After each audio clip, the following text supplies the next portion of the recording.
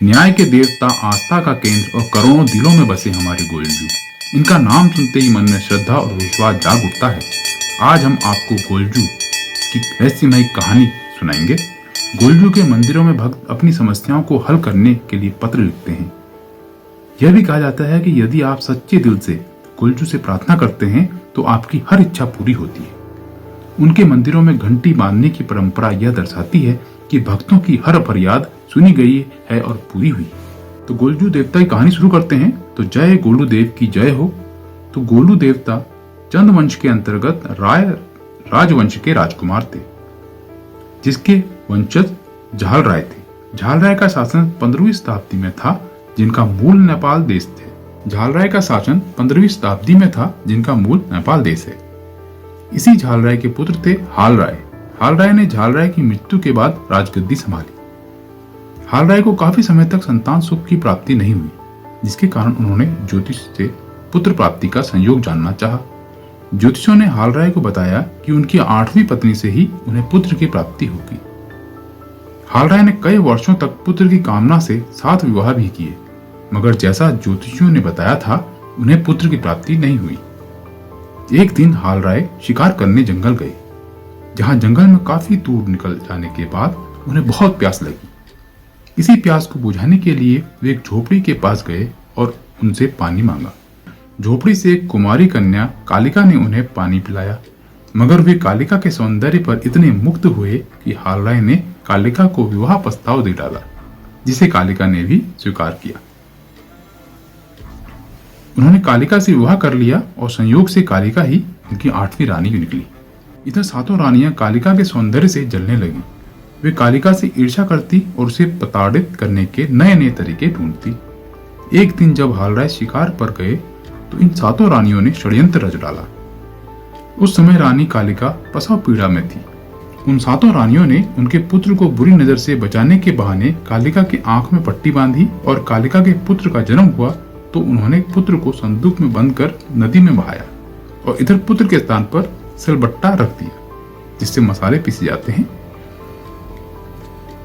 रानी कालिका और राजा हाल राय से कहा कि रानी ने सिलपट्टे को जन्म दिया। इससे हाल राय बेहद निराश हुए और उन्होंने रानी को महल से निकाल दिया। नदी में बहाया गया पुत्र मछली पकड़ने गए मछुआरों को मिला। मछुआरों ने जब बच्चे को पाया तो उन्होंने उस बच्चे के नदी में प्राप्त होने के कारण गोरिया उसका नाम रखा।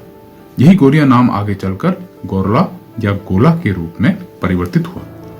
गोरला जब बालक था तो मछुआरे दंपति ने उनका खूब लालन पालन किया, यहाँ तक कि बच्चे की घोड़े में रुचि होने के कारण उसे काठ का घोड़ा भी दिया, जिसे लेकर नन्हा गोरिया दिन भर खेलता था। जब बच्चा बड़ा हुआ तो मछुआरे दंपति ने उनसे उनके प्राप्ति की सारी कथा सुनाई, जिसे सुनकर गोल्ला इस अन्याय के खिलाफ लड़ने के लिए खड़े हुए। यही सोचकर उन्होंने काठ का घोड़ा लिया और उस नौले पर जा पहुंचे जहां रानियां अपनी दासियों के साथ पहुंची हुई थी। गोल्ला ने काठ के घोड़े से पानी पीने को कहा, जिस पर सब हंसने लगी। गोल्ला को यह करते देखकर रानियों ने कहा, काठ का घोड़ा भला पानी कैसे पी सकता है? तो गोल्ला ने जवाब दिया, जिस तरह एक स्त्री सिलपट्टे को जन्म दे सकती है, उसी तरह काठ का घोड़ा भी पानी पी सकता है। ये बात धीरे धीरे आग की तरह फैल गई, यहाँ तक कि राजा को भी अपनी मूर्खता का अंदेशा हुआ। राजा जब शक्ति से पेश आए तो रानियों ने सारे षड्यंत्र को हाल राय के सामने उजागर किया, तो राजा को सत्य का बोध हुआ। उन्होंने अपने पुत्र गोला और पत्नी कालिका को सम्मान सहित अपने महल में ले गए और गोला को राजपाट दिया। कहते हैं कि गोला ने राजपाट संभाला, लेकिन न्याय को सर्वोपरि रखा।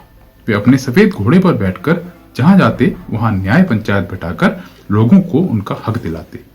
इसके अलावा वे गुरु गोरखनाथ के भी अन्य अनुयायी थे। तभी जब कुमाऊं की सेना का नेतृत्व करके गोरखा युद्ध में शहीद हुए तो उनको सम्मान देने के लिए चंदों ने उनके मंदिर की स्थापना अल्मोड़ा में करी और उन्हें देवता स्वरूप मानकर लोग उनकी पूजा करने लगे। इसके अलावा गोरखाओं में भी गोलू देवता को बहुत आदर सम्मान दिया जाता है।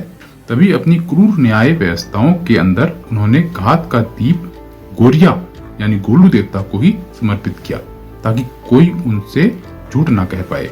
गोलू देवता के मंदिर मुख्यतः उत्तराखंड के कुमाऊं क्षेत्र में ही देखने को मिलते हैं, जिनकी गोलू देवता से जुड़ी कहानी तो यही है, मगर वहाँ स्थापना के अलग अलग कारण हैं।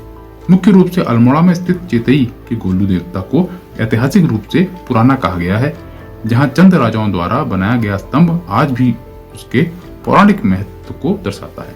इसके अलावा चंपावत, घोड़ाखाल और ताड़ी खेत जो अल्मोड़ा में है, में भी गोलू देवता के मंदिर स्थित हैं, जहां भक्त हर साल अपनी इच्छाओं की कामना पूर्ति के लिए आते रहते हैं।